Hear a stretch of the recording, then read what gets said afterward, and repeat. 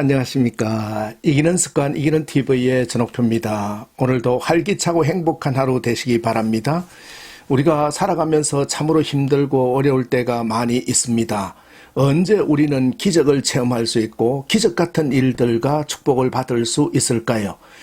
오늘은 좀 특별하게 성경 말씀을 기준으로 해서 한번 언제 기적이 일어나는가를 같이 통찰을 나누려고 합니다.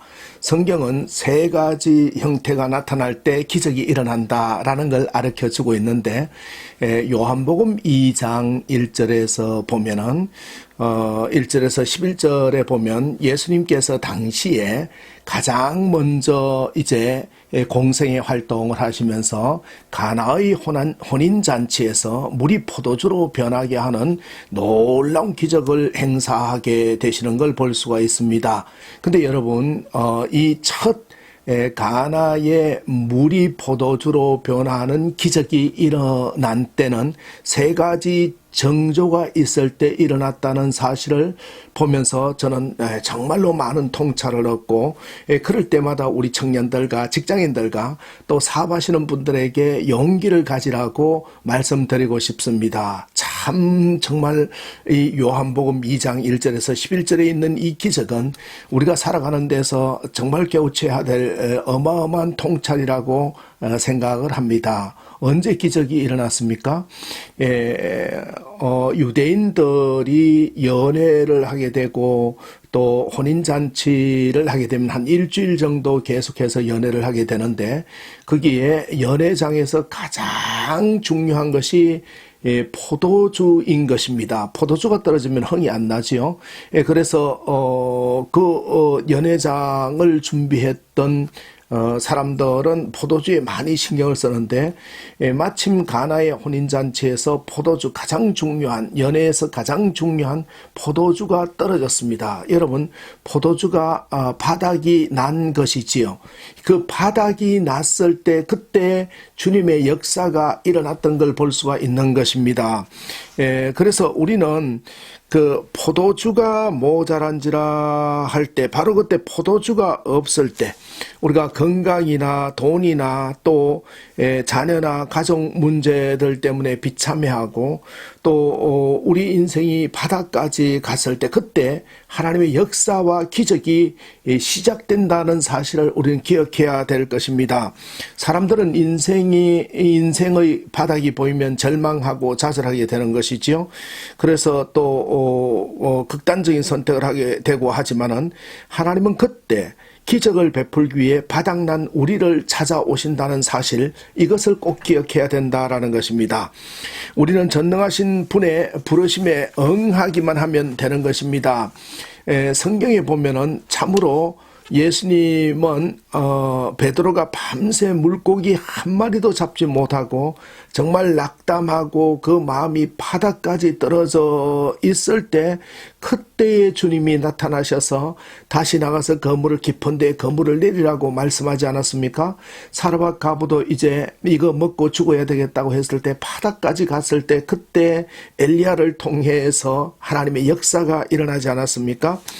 결국은 하나님의 기적을 체험하기 위해서는 이 바닥에 왔을 때 그때에 하나님의 기적이 일어난다는 사실을 반드시 기억해서 여러분 인생이 힘들고 사업이 힘들고 직장생활이 힘들고 바닥까지 왔다고 좌절할 때 그때 가나의 혼인잔치 포도주가 바닥났을 때 물로 채워주시는 그 주님의 역사를 기다리면서 기대하시기 바랍니다. 언제 기적이 일어났습니까? 두 번째는 기다려야 한다라는 것입니다.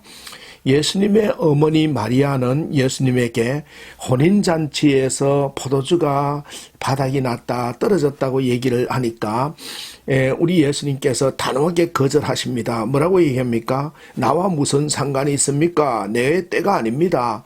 사실 예수님의 말씀이 맞지요. 이 연애에 해당되는 게 전혀 없는데 내가 연애를 베푸는 주인공도 아니고 그런데 예수님의 어머니께서 포도주가 바닥났다고 얘기를 하니까 그러니까 나와 무슨 상관이 있느냐고 단호하게 거절하시면서 아무 말씀도 대꾸도 안 하셨을 때 마리아는 하인들에게 기다려라, 예수님이 하시는 말씀대로 하라 라고 얘기하는 걸 볼 수가 있습니다.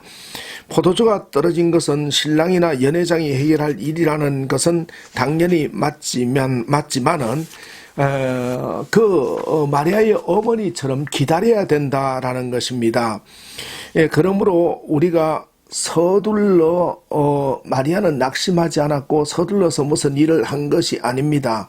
그러므로 여러분, 히브리서 11장 6절에는 믿음이 없이는 무슨 일을 기쁘시게 못하느니 하나님께 나아가는 자는 반드시 그가 계신 것과 또한 그가 자기를 찾는 자들에게 상 주시는 이심을 믿어야 할지니라 라는 말씀이 있습니다.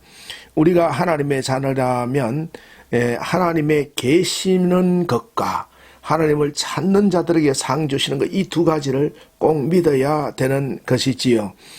그 어머니가 하인들에게 이르되 너희에게 무슨 말씀을 하시든지 그대로 하라. 여러분, 예수님의 거절에도 불구하고 마리아는 기다리는 모습을 볼 수가 있습니다. 우리가 기도하고 간절히 소망했는데 인생이 바닥나서 하나님을 바라봤는데 아무런 기적도 이적도 역사도 일어나지 않을 때 낭망하고 절망할 것이 아니라 기다려야 되는 것입니다.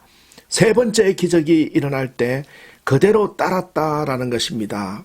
언제 기적이 일어났습니까? 그대로 따를 때였습니다.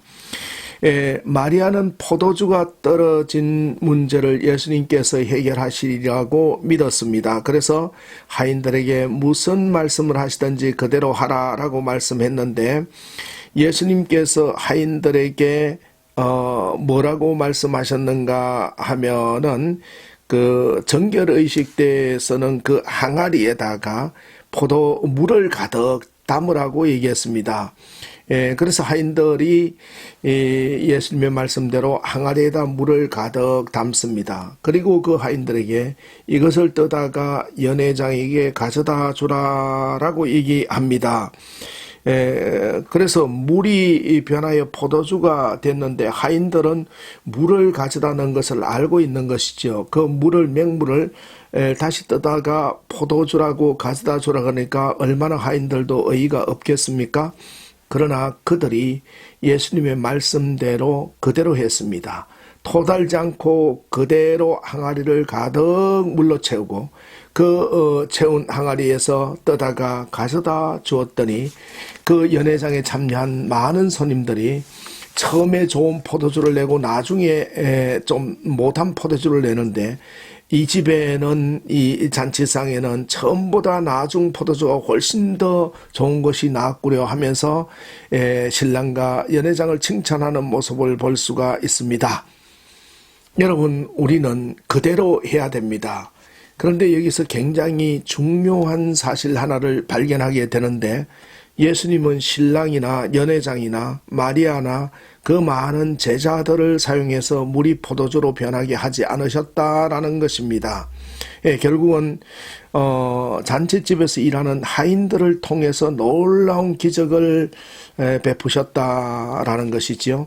사람의 생각으로는 예수님께서 직접 기적을 베풀면 잔치집에 모인 사람들이 직접 보고 예수님을 더 많이 따르고 또 예수를 믿게 될 텐데 그러지 않았습니다. 그리고 또 뽑아놓은 제자들을 통해서 그런 기적을 행하면 제자들이 신바람이 날 건데 그렇지 않았습니다. 그들의 체면을 살릴 수 있을 건데도 그러지 않았습니다.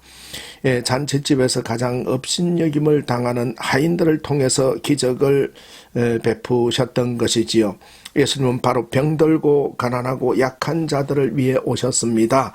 그들을 위로하고 부하게 하고 존귀하게 하기 위해 오셨기 때문에 하나님은 이런 표적들을 통하여 그 영광을 하나님께 드러내는 모습을 볼 수가 있는 것이지요. 예수님이 오심으로 가난한 자에게 복음이 들어가고 병든 자가 다시 고침을 얻고 눈먼 자가 눈을 뜨게 되고 안전병이가 일어나는, 가난하고 힘들고 어려운 자들이 희망과 소망을 갖고 기적을 체험한 것을 볼 수가 있습니다. 여러분, 2020년 새해에 기적을 체험하시기 바랍니다. 우리는 밑바닥이 드러났을 때, 그 드러난 바닥을 바라보지 마시고 거기를 채우실 주님의 역사, 예수님의 역사, 내가 기대하고 희망하고 소망하면 반드시 가득 채워질 포도주를 생각하시기 바랍니다. 그리고 기다리십시다. 지금은 때가 아닐 수도 있습니다. 우리의 때가 아니라 그분의 때, 그 역사하시는 때를 기다리시면 어떠실까요? 그리고 조금 힘들어도 원칙과 정도를 지켜서 차곡차곡 그대로 따라가는 이 귀한 논정을 통해서 가나의 첫 예수님의 표적, 기적이 일어나는 놀랍고 귀한 축복과 체험을 경험하는 그러한 행운이 우리 모두에게 있으시기를 기대하고 축원합니다. 오늘도 활기차고 행복한 하루 되시기 바랍니다. 지금까지 이기는 습관, 이기는 TV 전옥표였습니다.